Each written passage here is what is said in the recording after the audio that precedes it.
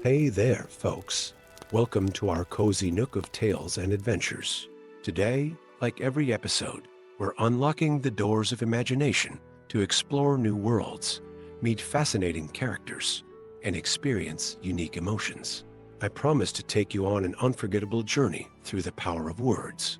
So, get comfy, grab your favorite drink, snuggle into that perfect spot, and get ready to lose yourself in a new story. Leave the outside world behind for a while and dive with me into the depths of storytelling. If you enjoy our content and want to support the channel, consider hitting that subscribe button and giving the video a thumbs up. Now, without further ado, let's dive into today's story. The ancient doors of the Celestial Library materialized out of the morning mist, like a mirage taking solid form. Gandalf stood before the towering entrance, his weathered hands gripping his staff, as he studied the intricate runes that pulsed with an inner light across the obsidian surface. For a millennium, this repository of magical knowledge had existed only in legends, appearing and disappearing across the realms like a phantom seeking its rest. Now, on this crisp autumn morning, it had chosen to reveal itself once more. The wizard's gray robes rustled in the ethereal breeze as he traced the glowing sigils with his fingertips. Interesting, he muttered, feeling the magic respond to his touch. Very interesting indeed. The doors recognized him as a wielder of the ancient arts, their surfaces rippling like water before parting silently. Inside, the library defied mortal architecture. Bookshelves stretched endlessly upward into shadows, their tops lost in a perpetual magical twilight.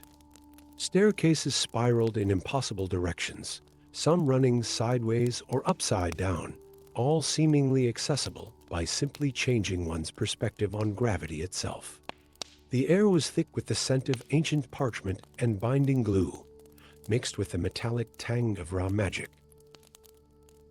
As Gandalf ventured deeper, his staff's crystal illuminated rows upon rows of books, some bound in materials he had never seen before, scales that shifted colors like a living rainbow, covers that seemed to be pure frozen starlight, and tomes wrapped in what appeared to be solidified shadows. Each section of the library whispered with the voices of the knowledge contained within, creating a subtle symphony of magical murmurs. The first grimoire that caught his attention practically leaped into his hands, a book bound in phosphorescent fungi that pulsed in rhythm with his heartbeat. As he opened it, the written words danced across the page, rearranging themselves into patterns he could read. But with the first spell he absorbed, a sound like breaking glass echoed through the library. From the shadows between the shelves emerged a creature of living ink and parchment, a paperweave drake, a beast that had once been imprisoned within the very pages he'd just read. The creature unfurled wings made of ancient manuscripts, its eyes gleaming with magical script. "So," Gandalf said, raising his staff, "this is why the library chooses its readers carefully." The drake lunged, but a swift gesture from his staff created a barrier of light that caused the creature to dissolve back into its constituent letters and words, swirling away into the darkness. As he progressed deeper into the library's maze-like interior, Gandalf began to understand its true nature. Each spell read released something into the world, some benign, others decidedly not. He encountered spirits of knowledge trapped for centuries, elementals bound in magical equations, and even memories given physical form. But there was purpose to his presence here. Through the magical chaos, Gandalf sensed a pattern, a deliberate trail of breadcrumbs leading him toward something specific. Each creature he released, each spell he learned, seemed to be pushing him toward a central truth. In what appeared to be the heart of the library, he found a reading room that defied description. Books orbited like planets around a central pedestal, where a single tome lay waiting. Its cover was made of pure light, bound with threads of darkness. The Codex of Prime Magic, Gandalf breathed, recognizing it from ancient texts. This was what the library wanted him to find. But as he reached for it, all the creatures he had released throughout his journey emerged from the shadows the paperweave drake, spirits of knowledge, living equations, and more. They spoke in unison, their voices blending into one. The knowledge you seek comes with a price, wanderer. The spells within this book were locked away for a reason. They speak of a magic so fundamental it could unravel the very fabric of reality. Gandalf stood straight, his eyes reflecting the wisdom of centuries. Yet, you have guided me here, have you not? Each creature released, each spell learned, was a test. The beings circled him, their forms shifting and flowing. We are the guardians of this knowledge, bound within these pages to prevent its misuse. But an ancient evil stirs, one that can only be countered by the spells contained within the Codex. You must decide, is the risk worth the reward? Understanding dawned in Gandalf's eyes. The library hadn't simply appeared by chance. It had sought him out, knowing that this choice would need to be made. The creatures he'd released weren't merely guards or prisoners, they were pieces of a greater consciousness, the library itself testing his wisdom and resolve. With careful deliberation, Gandalf placed his hand on the Codex. Knowledge itself is neither good nor evil, he said. It is the wielder who determines its purpose. I choose to learn, but not to unleash. To understand, but not to use recklessly. The guardians smiled, or at least gave their closest approximation of a smile. The paperweave drake bowed its head, the spirit swirled in approval, and the living equations rearranged themselves into patterns of acceptance. Then read, wanderer, they said. Read and remember. But know that we will remain with you, bound not to the pages now, but to the knowledge itself. We will be your conscience, your reminder of the power you now hold. As Gandalf opened the Codex, its pages glowed with secrets that had not been seen in an age. The spells within spoke of the fundamental forces that bound reality together, of magics that could reshape the world or unmake it entirely. But more importantly, they spoke of balance, of the delicate web that connected all things. When he finally emerged from the celestial library, the sun had not moved in the sky time, had stood still in the outside world. The gray doors sealed themselves behind him, and the entire structure began to fade like morning dew under the sun's rays. But Gandalf was not alone. In the shadows of his consciousness, he could feel the presence of the guardians, watching and waiting. The knowledge he had gained would be needed soon. He knew, though exactly how remained to be seen. The ancient evil the guardians spoke of was still to reveal itself. As he walked away, his staff tapping rhythmically on the ground, Gandalf smiled slightly. Sometimes the greatest adventures were not those of grand battles and heroic deeds, but of quiet moments in endless rooms of books, where the fate of the world could turn on the simple act of reading the right words in the right place. At the right time, the library would appear again, he knew, when another seeker of knowledge was needed. But for now, its secrets rested safely within him, guarded by creatures of paper and ink, waiting for the moment when the world would need them most. Story 2. The ancient tower of Spire pierced the ever-changing sky like a needle through silk, its crystalline walls reflecting the chaotic dance of colors above. Here, where the boundaries between seasons blurred, Gandalf the Grey stood before 4 shimmering thrones, each occupied by a being of pure elemental power. Spring, dressed in gossamer robes of new leaves and morning dew. Summer, crowned with rays of golden sunlight. Autumn, wrapped in a cloak of burning amber and russet. And winter, ethereal in robes of frost and starlight. The air crackled with primordial magic as spring spoke, her voice like wind through young leaves. The cycle fractures, wanderer. The walls between seasons thin, and what was banished stirs once more. Gandalf leaned upon his staff, studying the shifting patterns in the tower's crystalline floor. The seasons had not gathered in council since the First Age, when the world was young and wild magic still roamed freely. "What threatens the natural order?" he asked, though in his heart he already knew. "Chaos," Winter whispered, his breath forming intricate frost patterns in the air. "The fifth season awakens from its ancient slumber." Summer rose from her throne, heat shimming around her form. Before the world was ordered, before we were appointed as guardians, there was only chaos, the season of unmaking. We bound it, but now it seeks to return and unmake all we have preserved. Through the tower's transparent walls, Gandalf watched as impossible weather patterns clashed in the sky. Snow fell upward in one section, while autumn leaves spiraled in a summer storm nearby. The barriers between seasons were indeed weakening. What must be done? The wizard asked, knowing the answer would not be simple. Autumn stepped forward, his movements accompanied by the rustle of falling leaves. "You must gather the four essences of Order One from each of our realms. Only then can the bindings be reinforced." And so began Gandalf's perilous journey through the four seasonal realms. In the realm of spring, he traversed the gardens of dawn, where flowers bloomed and withered in heartbeats, and newborn creatures aged to dust in minutes. Here, he had to catch the first raindrop of an eternal storm, which held spring's essence.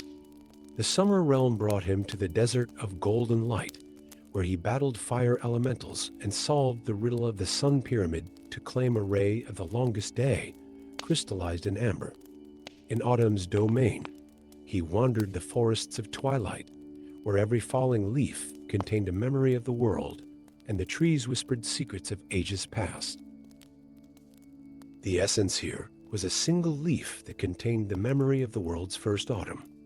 Winter's realm proved the most challenging. In the caverns of eternal frost, Gandalf faced not only the biting cold, but also the weight of time itself, for here, at the end of all seasons, the past and future converged. The essence was a single snowflake that had never melted since the world's first winter. But as Gandalf gathered the final essence, a revelation struck him. In the patterns of magic that bound the four essences together, he saw not a lock to cage chaos, but a key to understand it. The fifth season wasn't merely destruction, it was change itself, the force that allowed one season to flow into another. Returning to the Chronospire, Gandalf found the four seasons preparing the ritual of binding. But he hesitated, his ancient eyes seeing deeper truths in the swirling magics before him. "Wait," he commanded, his voice carrying the weight of his newfound understanding. "The fifth season, it's not our enemy. It's the space between your realms, the twilight between day and night, the moment between sleeping and waking. Without it, the will cannot turn." The seasons stirred uneasily, but autumn spoke first. "The old world was chaos, Gandalf. Would you have us return to that?" "Not return," Gandalf replied, raising his staff. "Advance. The world needs both order and change, structure and freedom. The four seasons provide the structure, but it's the fifth that allows for growth, for adaptation, for life itself to flourish." Using the four essences, Gandalf began a different ritual. Instead of strengthening the barriers between seasons, he created channels, controlled paths through which the fifth season's power could flow naturally. The chaotic energies that had threatened to tear reality apart now became the bridges between realms, allowing for gentle transitions rather than harsh boundaries. As the new pattern of seasonal flow established itself, the sky above the Chronospire cleared. Spring smiled, seeing new possibilities in the way her realm could now gradually awaken winter's sleeping world. Summer nodded in approval as her warmth found ways to slowly retreat, allowing autumn's cooling touch to prevent the scorching of the earth. The fifth season was no longer a force of destruction, but a catalyst for change, a necessary space between spaces. In accepting and channeling its power rather than fighting it, Gandalf had not only saved the world, but transformed it, creating a more dynamic and resilient natural order. As he stood on the Chronospire's highest balcony, watching the seasons flow into one another in their eternal dance, Gandalf reflected on the nature of wisdom. Sometimes the greatest threats were simply truths misunderstood, and the most powerful magic lay not in binding and controlling, but in understanding and guiding. The four seasons gathered around him, their powers now harmoniously intertwined with the subtle presence of the fifth. "You have given us a great gift, Wanderer," Spring said softly. "You've shown us that even we, eternal as we are, can learn and change." Gandalf smiled, leaning on his staff as he watched a gentle summer rain transition smoothly into autumn mist. "The world is larger than any one truth," he mused. "Even the wisest cannot see all ends, but we can learn to embrace the changes that come, expected or not." As he departed the Chronospire, the sky above rippled with all five seasons at once, not in chaos, but in harmony. The world would still face challenges and changes, but now it could meet them with both strength and flexibility, order and adaptation, stability and growth. And somewhere in the spaces between moments, in the breath between words, in the pause between heartbeats, the fifth season danced on, no longer a force of destruction, but a promise of endless possibility. The ancient wizard walked on, knowing that some victories come not from defeating an enemy, but from transforming it into an ally. Above him, the ever-changing sky told the story of five seasons dancing in an eternal, harmonious cycle, each flowing into the next like words in an endless tale. Story 3. The last rays of sunset filtered through the ancient trees of Mirkwood, casting long shadows that danced like spectral fingers across the forest floor. Gandalf the Grey stood before an ornate mirror twice his height, its silver frame adorned with intricate elvish runes that seemed to shift and change when viewed directly. At his side stood Aranya Silverleaf, an elven warrior whose violet eyes held both fierce determination and deep sorrow. "Another one vanished last night," Aranya said softly, her hand resting on the hilt of her moonsilver blade. "My sister Lawin." She was simply gazing into her personal mirror when she dissolved into light. Gandalf ran his weathered hand along the mirror's frame, feeling the pulse of ancient magic beneath his fingers. The disappearances had begun 3 months ago, elves throughout the realm simply vanishing while looking into their mirrors, leaving behind nothing but a lingering shimmer in the air. "These are no ordinary mirrors," Gandalf murmured, his reflection rippling like water, despite the mirror's solid surface. "They're doorways, crafted in the First Age when the boundaries between realms were thinner." His reflection suddenly smiled back at him, though his own face remained grave, a subtle but chilling difference that confirmed his suspicions. As if responding to his words, the mirror's surface began to swirl with silver mist. Through it, they caught a glimpse of countless elves, seemingly frozen in crystal, their faces peaceful as though in deep sleep. Among them was Lawin, her hand outstretched as if reaching for something or someone. "A trap," Aranya whispered, "but for what purpose?" Before Gandalf could respond, the air grew heavy with an ancient presence. The mirror's surface darkened, and through it emerged a figure that seemed to be made of living shadow and starlight. Morlith, a fallen Maya who had once been keeper of reflections and truth. "Oh, brother," Morlith's voice echoed like whispers in a deep cave. I wondered when you would come to investigate my little collection. Gandalf's grip tightened on his staff. Release them, Morlith. The elves are not meant to be your prisoners. Prisoners? Morlith laughed, the sound like breaking glass. They are to be my salvation. Each elvish soul captured provides the power I need to tear open the veil between worlds. Soon, I shall create a realm where truth and reflection become one. No more lies, no more deception, only pure crystalline reality at the cost of their freedom. Aranya spat, drawing her blade.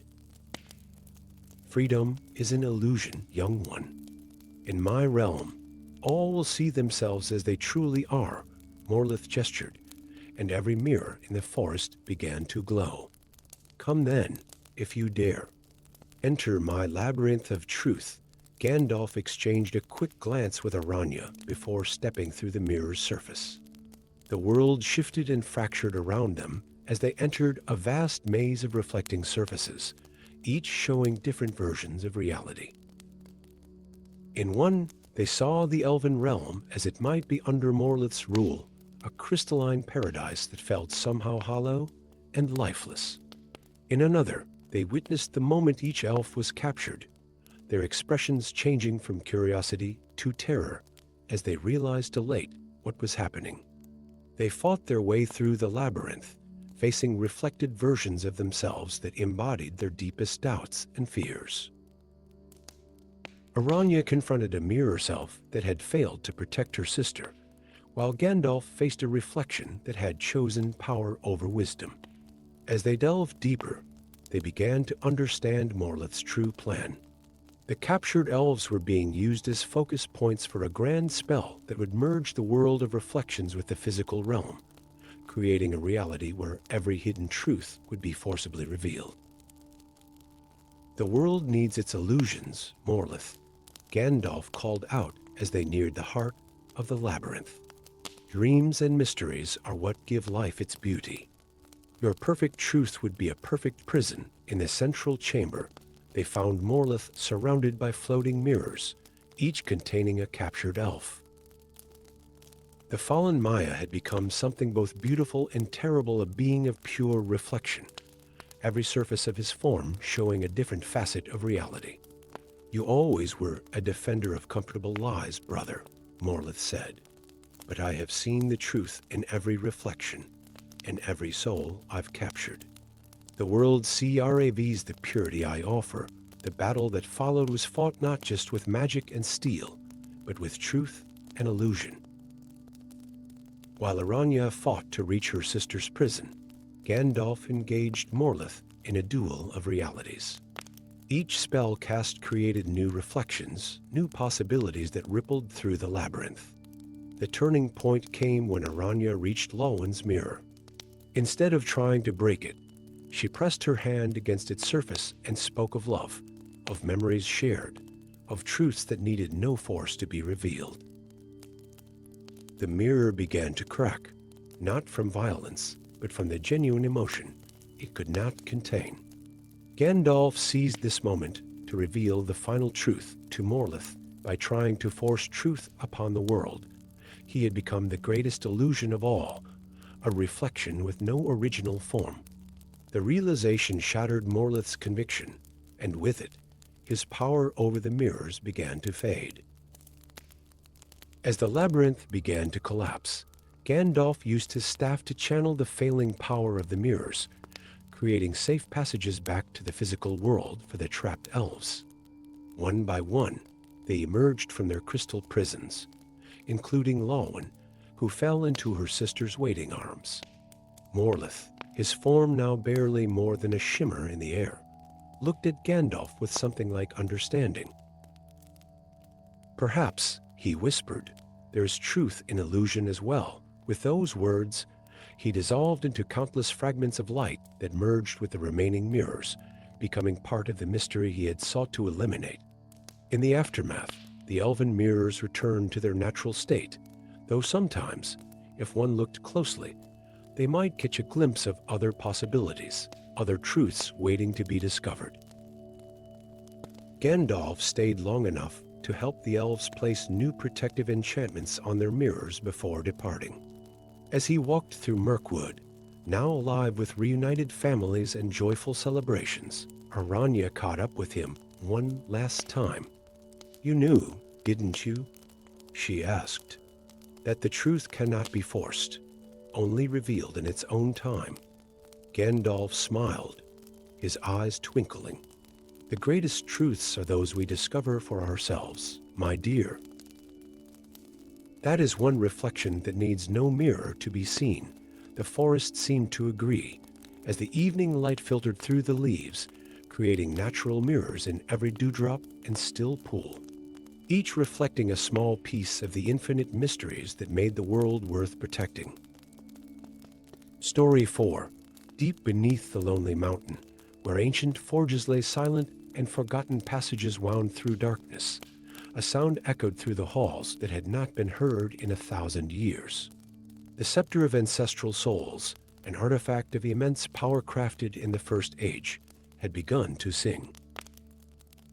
Gandalf the Grey stood in the Chamber of Kings, his staff's crystal illuminating the vast circular room where generations of dwarf lords lay entombed in stone.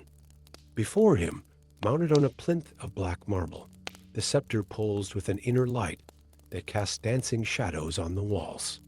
Its surface, crafted from pure mithril and adorned with runes of power, flickered like starlight on water. "It has never done this before," said Thorin Stonehelm, son of the current king under the mountain. The young dwarf's voice carried both awe and apprehension as he watched the artifact of his ancestors. "The old scrolls speak of its power to commune with the dead, but for centuries it has been silent." Before Gandalf could respond, the scepter's song changed pitch, and the air grew thick with presence. From the tomb nearest to them, a figure emerged not through the stone, but rather as if stepping through a veil between worlds. It was Durin Vi, the king who had delved too deep and awakened ancient terrors.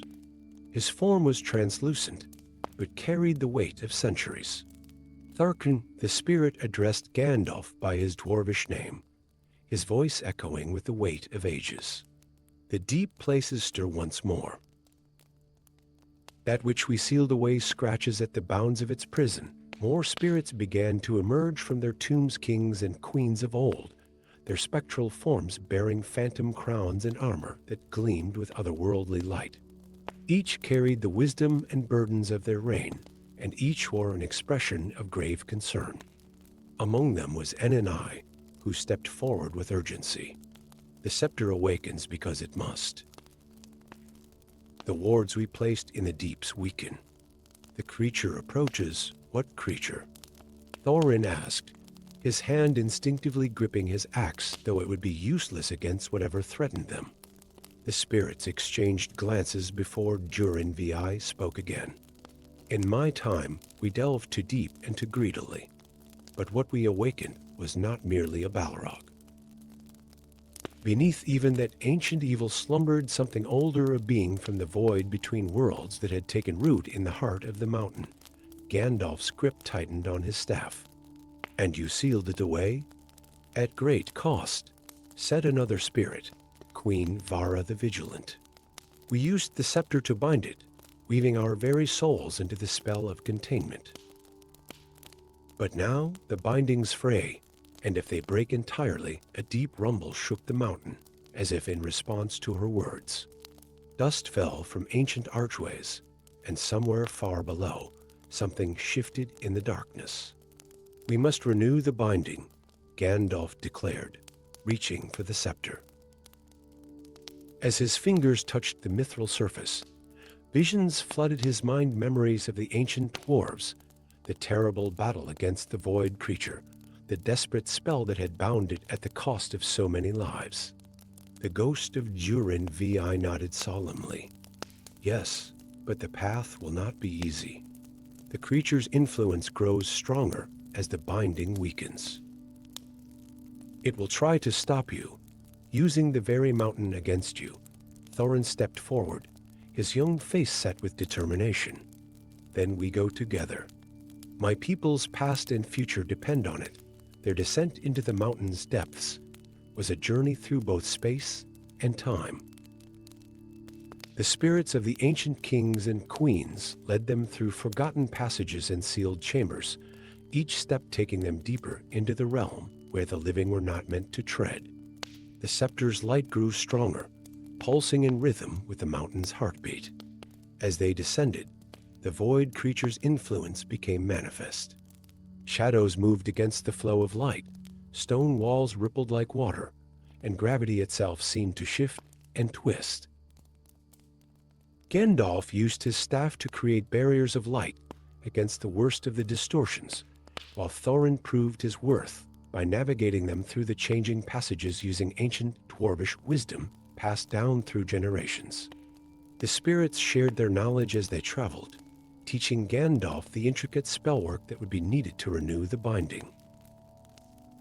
Each ghost contributed a piece of the puzzle, a word of power here, a gesture there, the complex harmonies that would need to be woven together. Finally, they reached the deepest vault, a vast cavern where reality itself seemed to thin. At its center writhed a darkness deeper than the absence of light, a void that hurt the eyes to look upon. Around it, the original binding spell was visible as a network of ghostly chains, many of which had begun to fray and break. Now breathe Durin Vi, while the binding still holds. But be warned to renew the spell. One of royal blood must be willing to join us in our eternal vigil. Before Gandalf could respond, Thorin stepped forward. I understand, he said, standing tall despite his fear. As my ancestors did before me, I will do what must be done to protect our people. But Gandalf raised his hand, a new understanding dawning in his ancient eyes. Perhaps, he said, studying the patterns of the original binding, there is another way. The spell was crafted in haste and desperation. With the wisdom of your ancestors gathered here, we might forge a new binding, one anchored not in sacrifice, but in the very stone of the mountain itself, working together the living and the dead, wizard and dwarf. Present and past, they began the spell. Gandalf channeled power through the scepter, while the spirits of the dwarf lords and ladies lent their ancient knowledge. Thorin's presence provided the connection to the mountain's living heart, and the very rock around them began to pulse with power. The void creature fought back, sending tendrils of unreality whipping through the cavern. But for each attack, a different dwarf spirit would step forward, sharing the knowledge of how they had fought it in life. Gandalf wove their experiences together with his own power, creating a new kind of binding that drew strength from the mountain itself. As the spell reached its crescendo, the scepter blazed with light that contained all the colors of the forge, the red of fresh molten metal, the blue of the hottest flame, the gold of perfect casting. The void creature writhed and fought, but the new binding held firm, anchored in the very essence of the mountain, and strengthened by the willing participation of all present, both living and dead. When it was done, the spirits began to fade, but their expressions were peaceful now. The burden they had carried for so long had been transformed into something sustainable, a guardian spell that would renew itself as long as the mountain stood. You have given us rest at last, Durin Vi said as he faded. The mountain itself now stands guard, and we may finally sleep knowing our people are safe. Thorin and Gandalf made their way back to the upper halls, the scepter now glowing with a steady, gentle light.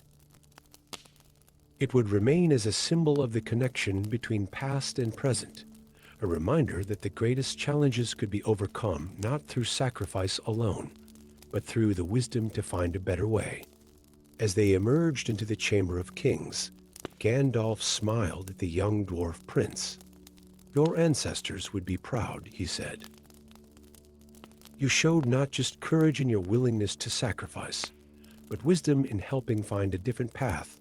The mountain seemed to hum in agreement, and deep below, the void creature slumbered in its new prison, bound not by death and sacrifice. but by the living heart of the mountain itself, guarded by the wisdom of ages and the enduring spirit of the dwarven people. Story 5. The first signs appeared in the ancient forests of Fangorn, where the Ents began to age centuries in mere days. Then came reports from the elven realms, their immortal grace failing, wrinkles appearing on once timeless faces.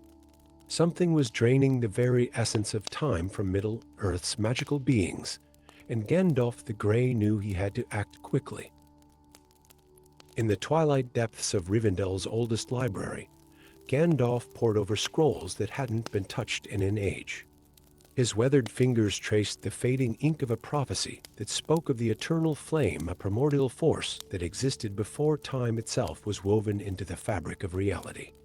"The answer lies in the flame," he muttered, his eyes reflecting the candlelight as he studied an ancient map. But the price, a soft rustle of wings, announced the arrival of Gwaihir, the Wind Lord, greatest of the great eagles. The majestic creature perched at the library's balcony, his feathers showing signs of the accelerated aging that plagued all magical beings. "Time grows short, old friend." Gwaihir's voice was rough with newly acquired age. "The young dragon Orith came to us this morning." His scales, once gleaming with immortal fire, now fade to gray. Whatever force drains our time grows stronger. Gandalf gathered his staff and the ancient map. "Then we must make haste to the mountains of twilight. The eternal flame burns within their hearts. Hidden in a place where time itself fears to tread, their journey through the skies was treacherous." Storm clouds gathered unnaturally, their patterns twisted by the same force that stole time from the magical realms. Below them, forests aged and withered in patches, while other areas remained untouched, creating a patchwork of time's decay across the landscape. As they approached the mountains of twilight, Gandalf saw why they earned their name. The peaks existed in a perpetual state of dusk, neither day nor night holding sway over their ancient slopes. Here, reality itself seemed to thin, with moments stretching into hours or compressing into seconds without warning. They landed at the base of the largest peak, where a cave mouth yawned like a wound in the mountainside. Inside, crystalline formations captured moments of time-frozen waterfalls that had stopped flowing ages ago, insects suspended mid-flight for centuries. "I must continue alone," Gandalf told Gwaihir.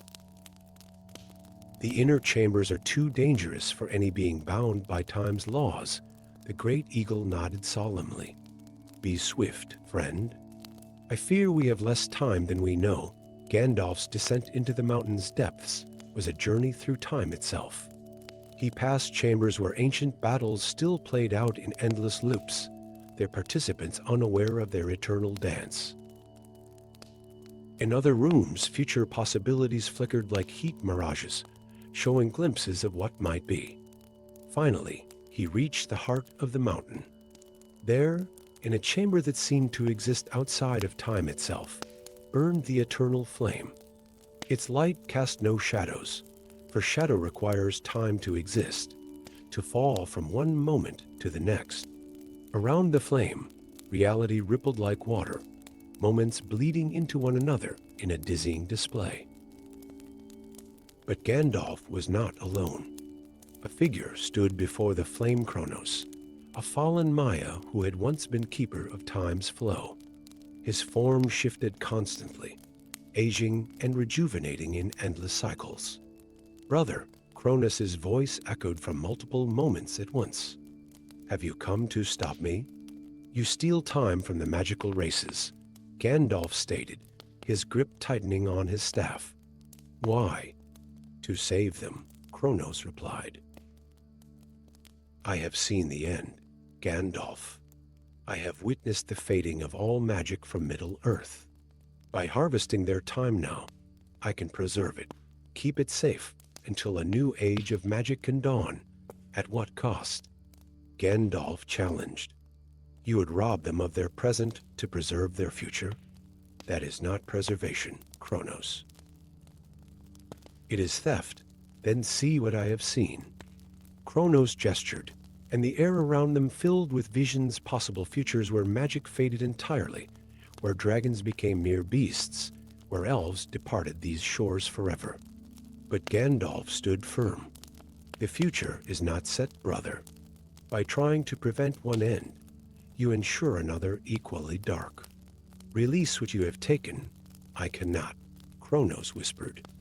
"The time I have gathered. It has already begun to merge with the eternal flame. To release it now would be to unleash chaos." Gandalf stepped forward, his wisdom showing in his eyes. "Then we must guide it back properly. Not as rulers of time, but as its shepherds." What followed was a duel unlike any other, not of spells and lightning, but of precision and understanding.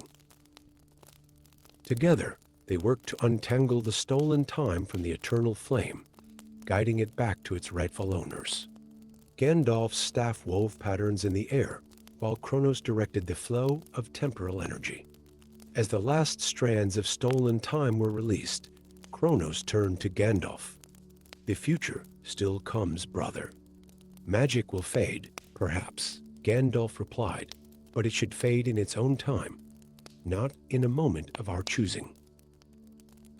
The greatest wisdom is knowing when to let go."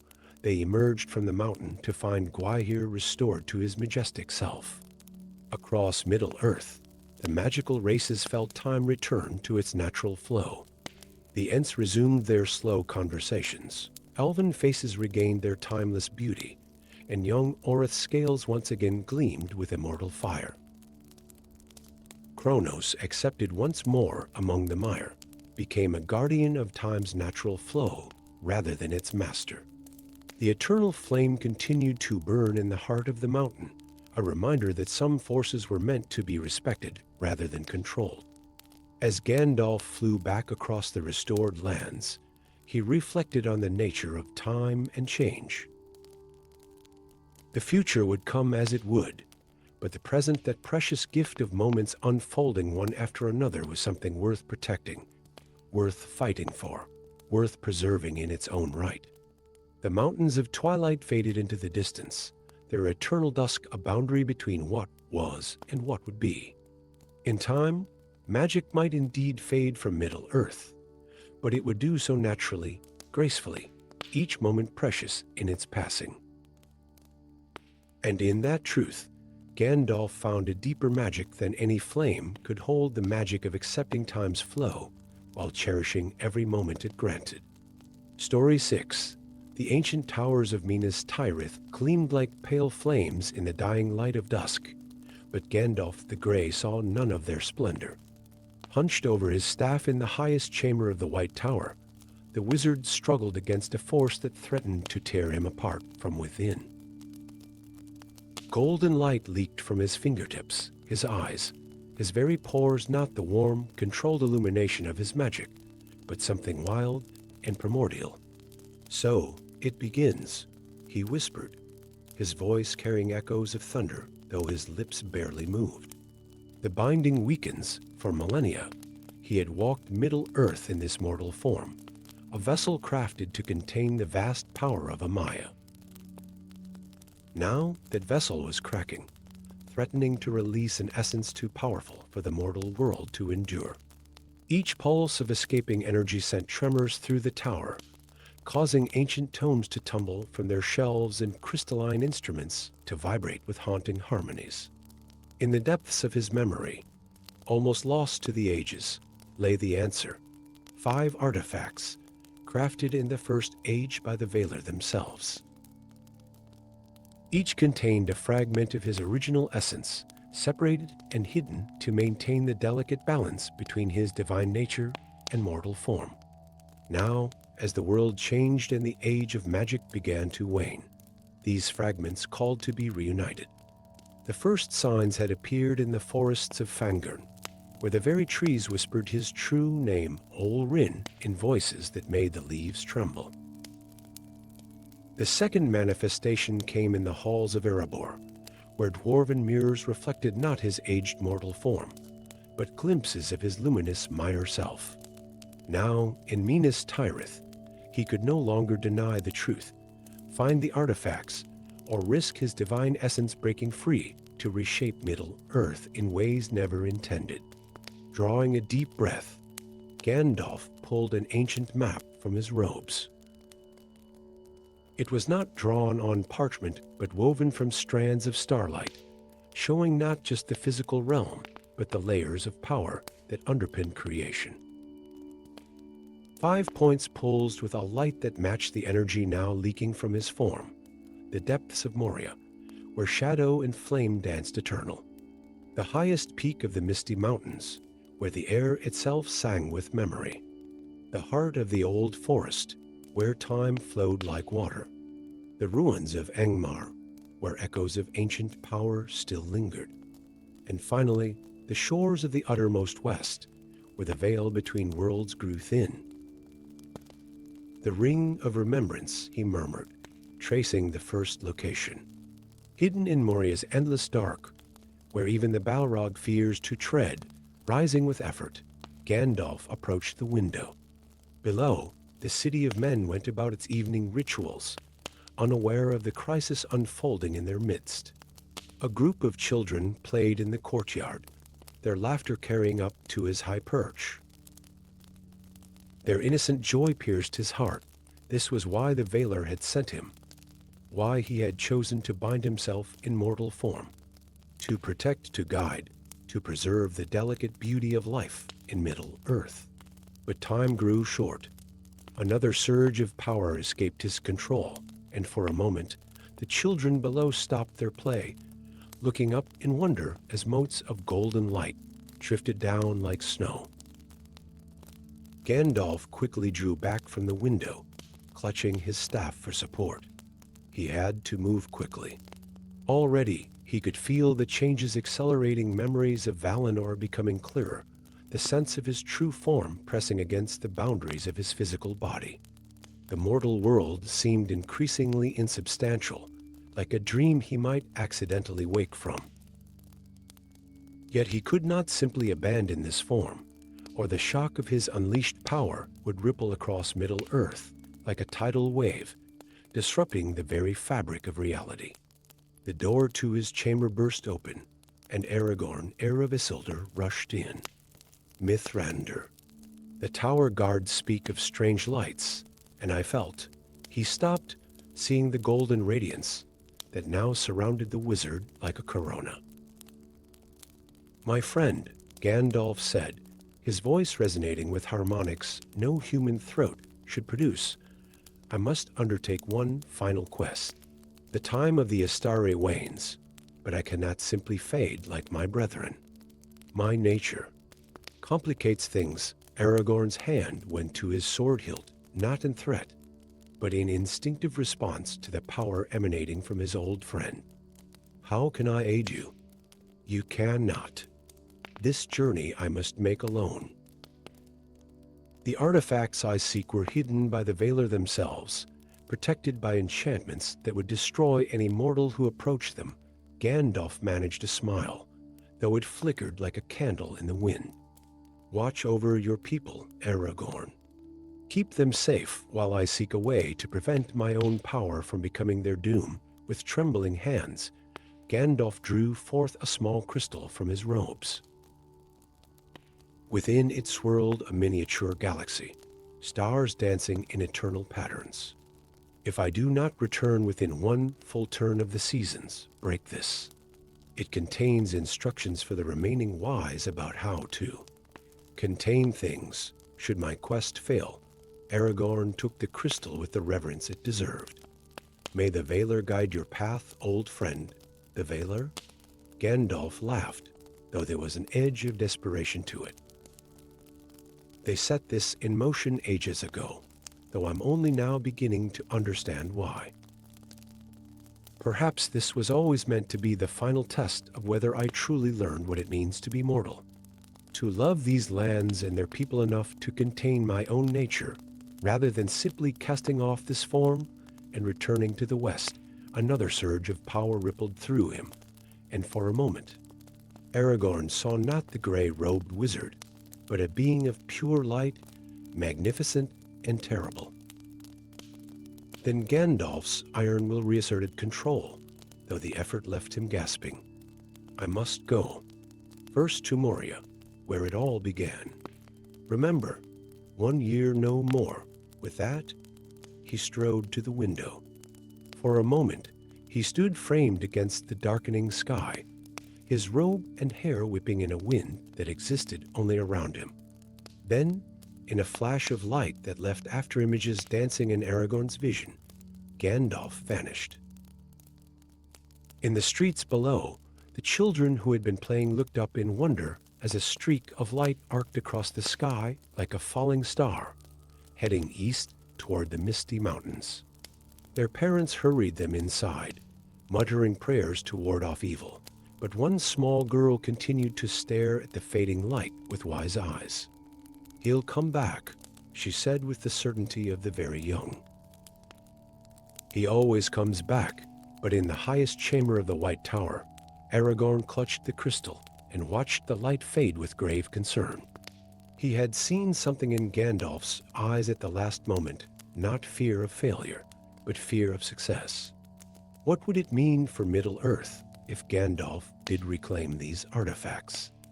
What changes would it bring to their world if a being of such power fully awakened to his true nature? As night fell over Minas Tirith, the crystal in Aragorn's hand pulsed once with a light that matched the distant star-like point that was Gandalf, now almost lost to view. The quest for the 5 artifacts had begun, and with it, perhaps, the final chapter in the story of Gandalf the Grey's time in Middle-earth. Story 7.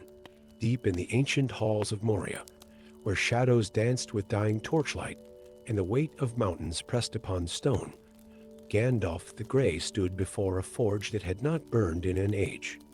The air thrummed with residual power, echoes of craft songs sung by dwarven masters long turned to dust.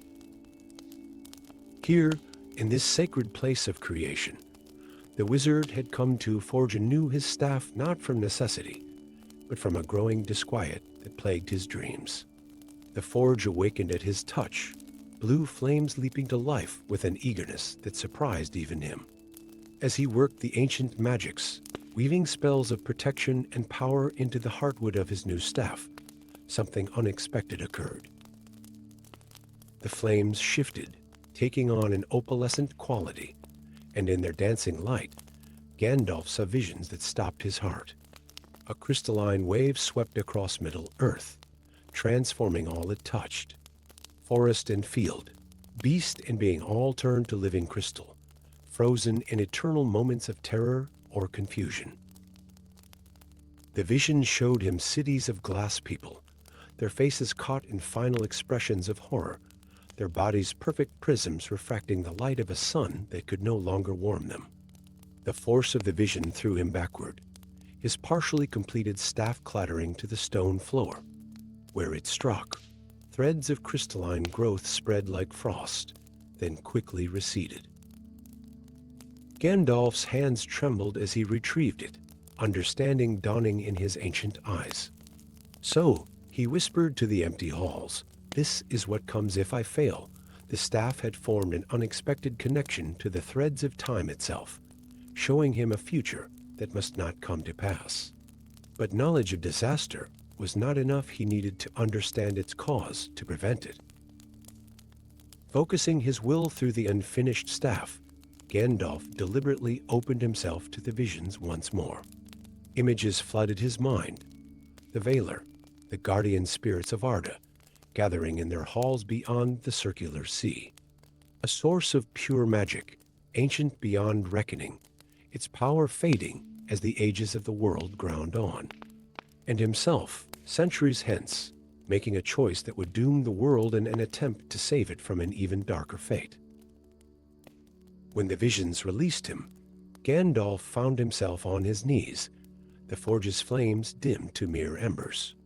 The staff in his hands pulsed with an inner light, transformed by the knowledge it had helped him acquire. It was no longer just a channel for his power, but a warning and a burden, a constant reminder of what must be prevented. The source of all magic, he mused, rising slowly to his feet. Hidden by the Veiler themselves when they shaped this world, a bitter laugh escaped him. And in some future time, I seek it out, thinking to use its power to save us all, only to unleash this crystal doom instead. The irony was not lost on him. How many times had he counseled others about the dangers of seeking power, no matter how noble the intention? Yet there in the possible future, he had done exactly that, with catastrophic results. But now, armed with this knowledge, perhaps the future could be changed. The staff had shown him not just the disaster, but it secured the location of the primordial source, guarded by the Veiler in a realm between realms. Reaching it would mean a journey beyond any he had yet attempted, crossing not just physical distances, but the boundaries between worlds. As Gandalf emerged from the depths of Moria, his new staff glowing with inner light, he found Gwaihir the Windlord waiting, perched upon a weathered stone, like a statue of living thunder. "The winds speak of change, old friend," the great eagle said, his voice resonating with ancient power. "They whisper of crystal dreams and frozen fates. More than dreams, I fear," Gandalf replied, leaning heavily on his staff. "I have seen a future we must prevent, though doing so may cost us dearly." Gwaihir's keen eyes studied the wizard. "You are changed. There is something of tomorrow's sorrow in your gaze. I have seen what I become, what we all become if certain choices are made. The path ahead is long and treacherous, my friend, leading beyond the circles of this world to the very foundations of creation." The great eagle mantled his wings, sending shadows dancing across the mountainside. "Then I shall bear you where you must go, as I have so often before. But first, tell me what you have seen, that I might understand the weight you now carry." As the sun set behind the misty mountains, Gandalf shared his vision of the crystal plague and the desperate future self who had unleashed it. He spoke of the primordial source of magic, hidden where the walls between worlds grew thin, and of the Veiler who guarded it. With each word, his new staff pulsed in harmony with his tale, as if eager to begin the quest that might prevent its terrible vision. A journey beyond the world's edge, Gwaihir mused when Gandalf finished. "Even my wings may not carry you so far." "No," Gandalf agreed, "but they can start me on my path. I must first seek out the hidden door in the northern waste, where the stars sing different songs, and the aurora holds secrets of paths between worlds." The great eagle bowed his proud head. "Then let us begin, before your vision of crystal doom can take root in the soil of time." As Gandalf settled between Gwaihir's shoulders, his staff blazing with newfound purpose, he cast one last look at the lands below. Green forests, flowing rivers, people going about their lives unaware of the fate. He had glimpsed all of it could end in crystal silence if he failed.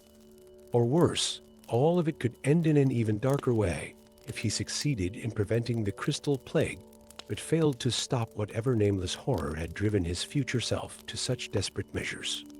The wind caught his gray robes as Gwaihir spread his mighty wings. "The future is crystal," Gandalf murmured, "but the present remains fluid as water. Let us see if an old wizard can learn from his future mistakes without making new ones." With a cry that echoed off the mountain peaks, Gwaihir launched them into the darkening sky. Below, the first stars began to twinkle, their light catching in the crystalline threads that had begun to spread, unknown to all, from the very spot where Gandalf's staff had first fallen in the depths of Moria. Time, it seemed, was already running short. Story 8. The peaks of the eternal mountains pierced the clouds like ancient spears thrust into the heavens, their snow-capped summits glowing with an otherworldly light that seemed to pulse in rhythm with the stars above. Here, where the air grew thin and memories ran deep, Gandalf the Grey discovered a truth that would shake the foundations of his very existence. In a chamber carved from living rock, its walls emblazoned with runes that shifted like living things, the wizard stood before a grimoire bound in metal that had never known a forge's fire. His gnarled hands trembled as they traced the symbols on its cover, symbols he had not seen in an age, yet somehow knew as intimately as his own name. "The Book of the First Order," he whispered, his voice carrying echoes of forgotten power. So it was not just legend after all. As he opened the ancient tome, images exploded in his mind. Himself, but not as he was now. A younger being, radiant with power, unbound by mortal form, leading a brotherhood of warrior mages whose very existence had been struck from history.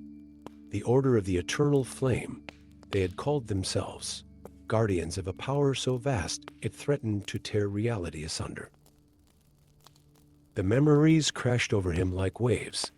The discovery of the entity, a being of such ancient malevolence that even the Veiler themselves had feared its awakening. The desperate battle in the halls beneath the first city of Middle-earth, where the Order had made their final stand. The ritual that had required the ultimate sacrifice, not just their lives, but their very existence, scattered across time to maintain the seals that held the entity at bay. "We did not die," Gandalf realized, his voice thick with emotion. "We were cursed to be reborn, again and again, until the day we could finish what we started." The grimoire's pages turned of their own accord, revealing names and faces of his former brothers and sisters in arms. Each had been reborn in this age, their souls carrying fragments of the original binding spell, though none remembered their true purpose. The book showed him where to find them, a farmer in the Rittermark, whose crops grew with supernatural abundance. A healer in Gondor, whose touch could cure ailments no medicine could reach. A ranger in the northern wastes, who never seemed to age. And most surprisingly, the dreaded Ash Lord of the Eastern Realms, whose reputation for cruelty masked a soul twisted by half-remembered power. But time was running short. The entity stirred in its prison, its influence already seeping into the world like poison through water. Dreams of darkness plagued the lands, and in the deepest minds, crystals began to pulse with malevolent light. A shadow fell across the chamber's entrance, and Gandalf turned to find an unexpected ally. Radagast the Brown stood there, his usually distracted eyes sharp with recognition. "So," the brown wizard said, "you've found it at last." "I wondered which of us would remember first, you knew." Gandalf's surprise echoed off the ancient walls. "Not knew. Suspected. Dreams of burning cities and battles fought beneath the earth. Memories that couldn't belong to this life." Radagast approached the grimoire, his staff tapping a rhythm that matched the pulsing runes. "I was there, wasn't I? Part of your order?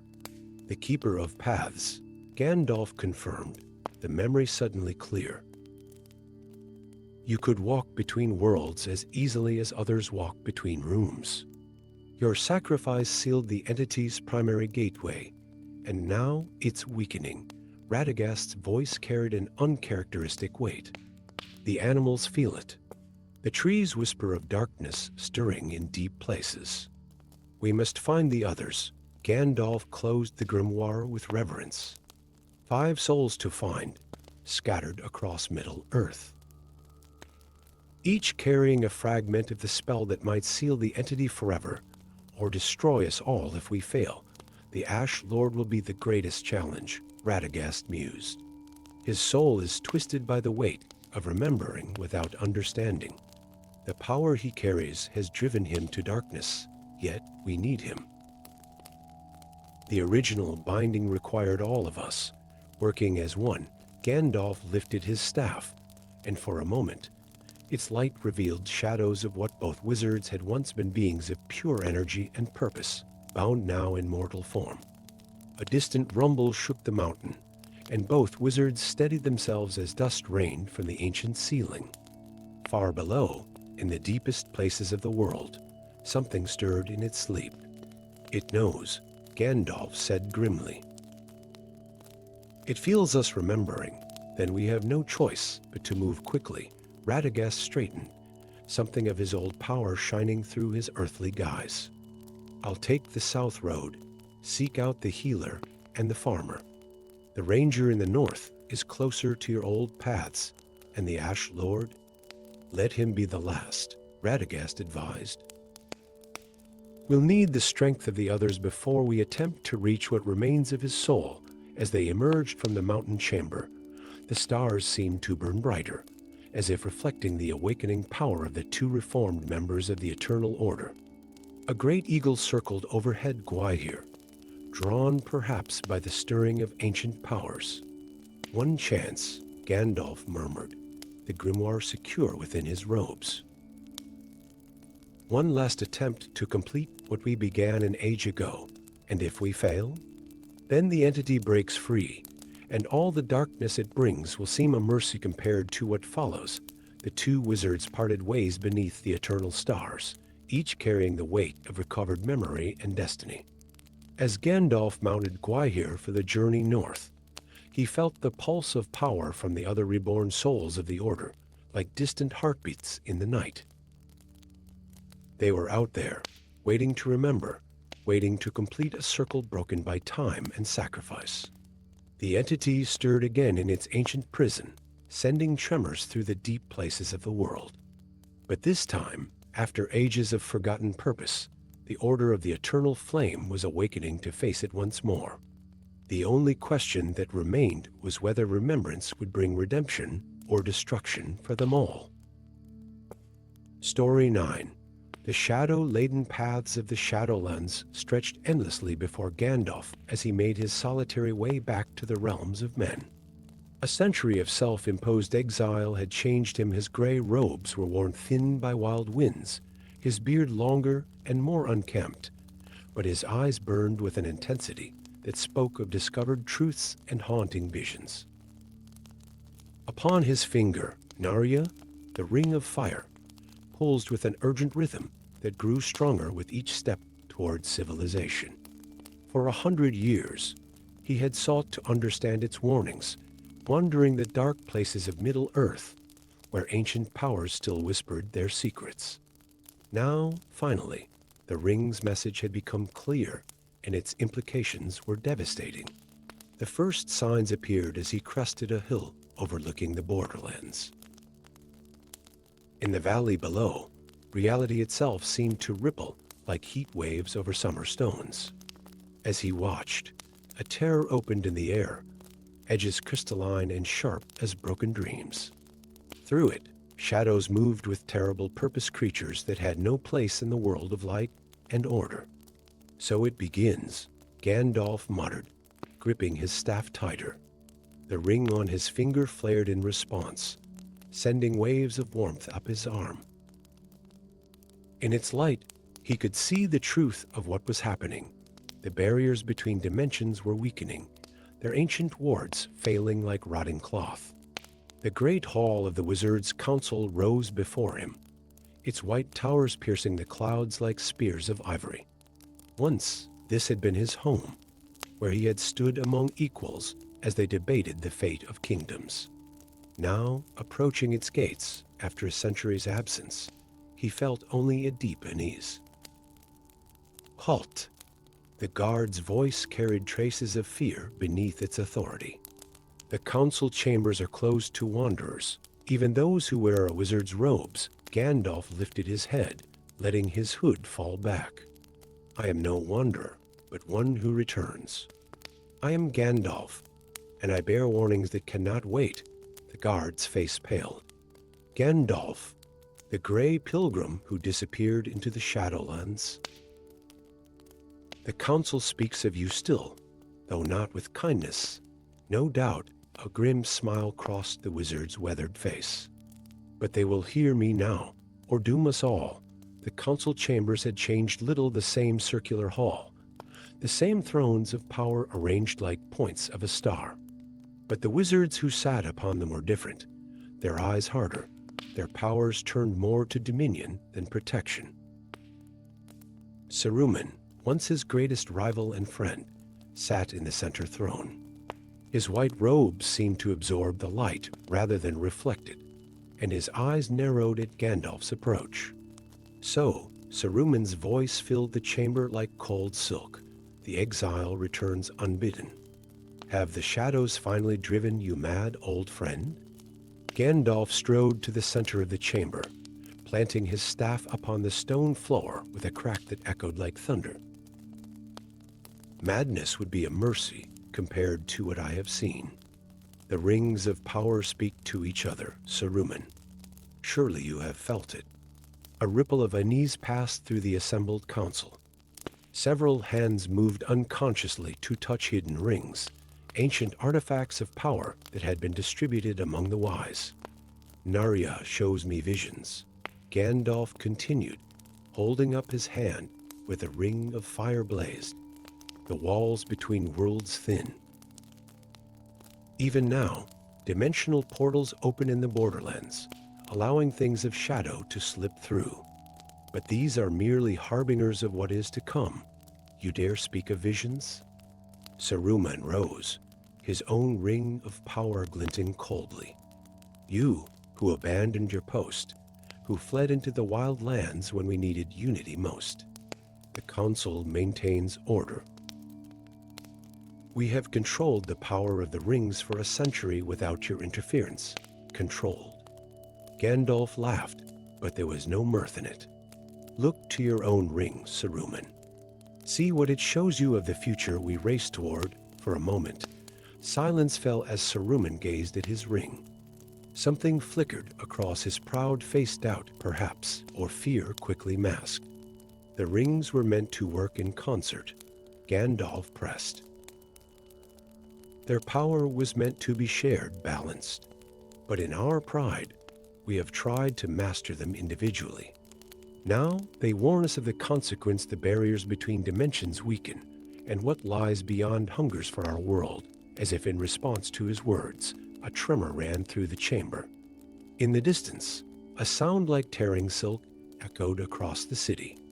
The council members stirred uneasily. Show them, Gandalf commanded, raising his ring. Narya's fire expanded, filling the chamber with images of what he had witnessed. Dimensional tears spreading across the borderlands, shadow creatures slipping through, and behind them all, vast shapes moving in the void between worlds. These portals appear at random now, he explained, but soon they will multiply beyond control. The rings of power conceal them, but only if wielded together, in harmony as they were meant to be. We must put aside our pride, our desires for individual power, and work as one. Saruman's face had grown pale, but his voice remained stern. And who would lead this unified effort? You, perhaps. Lead? Gandalf shook his head. I have learned much in my exile, old friend, but perhaps the most important lesson was this. The desire to lead, to control, is what brought us to this precipice. I don't seek to lead, but to warn. To show what must be done before it is too late. Another tremor shook the chamber, stronger this time. Through the high windows, they could see new tears opening in the sky above the city, crystalline fractures in reality itself, through which otherworldly winds began to howl. Time grows short, Gandalf announced, his voice carrying to every corner of the chamber. The choice is simple. We unite, or we watch as the walls between worlds crumble, and all we have sworn to protect is consumed by chaos, one by one. The council members rose, their rings beginning to glow in response to Narya's light. Even Saruman, after a long moment of internal struggle, held out his hand, his ring joining the growing illumination. As the light of the united rings filled the chamber, pushing back the shadows that crept through dimensional tears, Gandalf felt a fierce hope kindle in his heart. Perhaps it was not too late. Perhaps the wisdom he had gained in exile, combined with the power of a unified council, could still save their world from the horrors that waited in the spaces between dimensions. But as another portal tore open in the sky above the city, he knew their real trials were only beginning. Story 10. The Whispering Forest lived up to its name on the night Gandalf discovered its darkest secret. Ancient trees swayed in a windless air, their leaves rustling with voices that spoke of ages past and secrets long buried. The wizard's staff cast pools of silver light that seemed to shrink away from the deeper shadows, where something ancient and powerful pulsed with its own inner fire. He had come seeking answers to the strange disturbances in the magical weave of Middle-earth, unexplained surges of power that left even the wisest of the Astari confused and concerned. But what he found in the heart of the forest far exceeded his darkest suspicions. There, in a clearing that shouldn't exist, bound by chains of pure shadow that sang with dark enchantments, lay Aranther, the ancient, the last of the great fire drakes of the north. The dragon's scales gleamed like burnished copper in the faint light, each one etched with runes that pulsed with containment magic.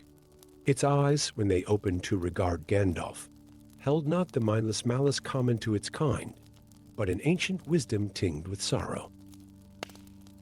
So, the dragon's voice resonated in Gandalf's mind.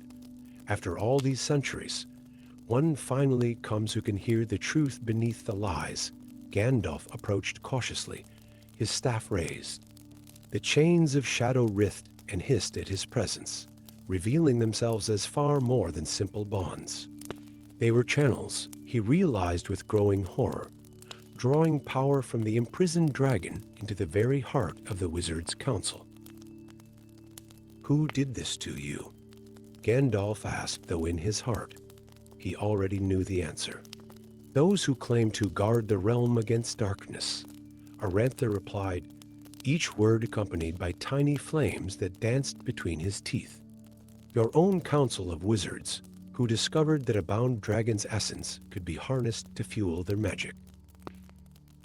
They came in the night, speaking words of peace while weaving chains of betrayal." Gandalf's hand tightened on his staff. "How long?" 3 centuries of drawing my power, drop by drop, like nectar from a dying flower. 3 centuries of using my essence to enhance their spells, to maintain their dominion over all magical creatures." The dragon's massive head turned slightly, chains clinking. "But you already suspected something was amiss, didn't you, Grey Wanderer? Why else would you be here, in this hidden heart of darkness?" Indeed, Gandalf had noticed the subtle changes in the council's magic over the years, spells that seemed too powerful, enchantments that lasted far beyond their natural span. But this, they planned to drain you completely, he realized aloud.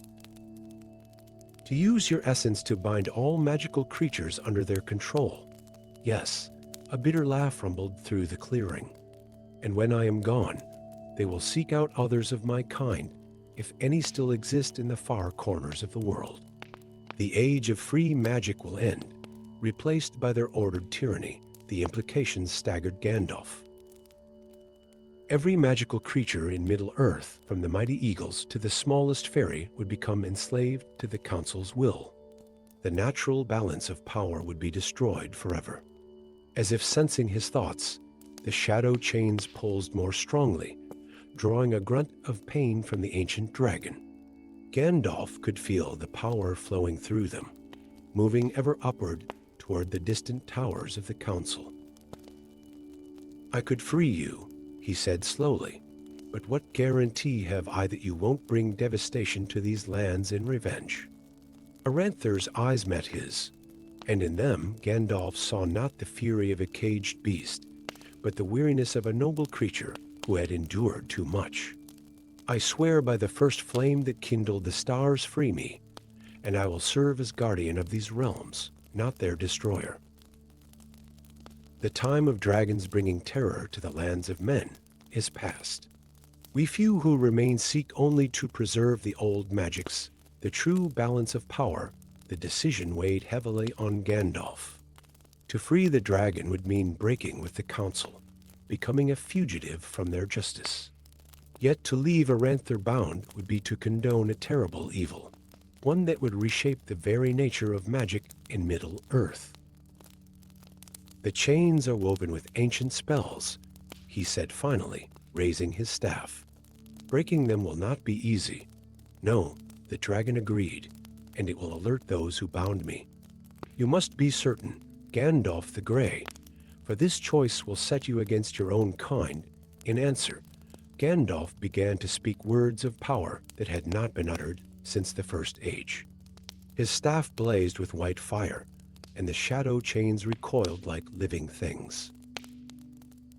One by one, he began to unmake them, each broken link sending shockwaves through the magical ether that would surely be felt in the council's chambers. As the last chain shattered, Aranther rose to his full height, magnificent and terrible to behold. His wings, when they unfurled, seemed to span the clearing, and his scales blazed with inner fire. But true to his word, he made no move to attack, instead bowing his great head to Gandalf. "The council comes," the dragon warned, as distant thunder heralded the approach of wrathful wizards. "What now, breaker of chains?" Gandalf straightened, feeling the weight of his choice, but also its rightness. "Now we show them that true power lies not in dominion, but in the balance of all things. Will you fight beside me, guardian of flames?" "Until the stars themselves grow dim," Aranther promised, lowering his head to allow Gandalf to mount. As wizard and dragon rose into the night sky, the whispering forest below seemed to sigh with relief. The natural order had been restored, though at great cost. The battle to come would reshape the very foundations of magic in Middle-earth, but for the first time in centuries, it would be fought for the right reasons. Gandalf patted the dragon's scales as they soared toward the gathering storm. Sometimes, he reflected, the greatest evil lay not in the hearts of ancient creatures, but in the actions of those who claimed to serve the greater good. The true test of wisdom was knowing when to break chains, even those forged by allies, in service of a deeper truth.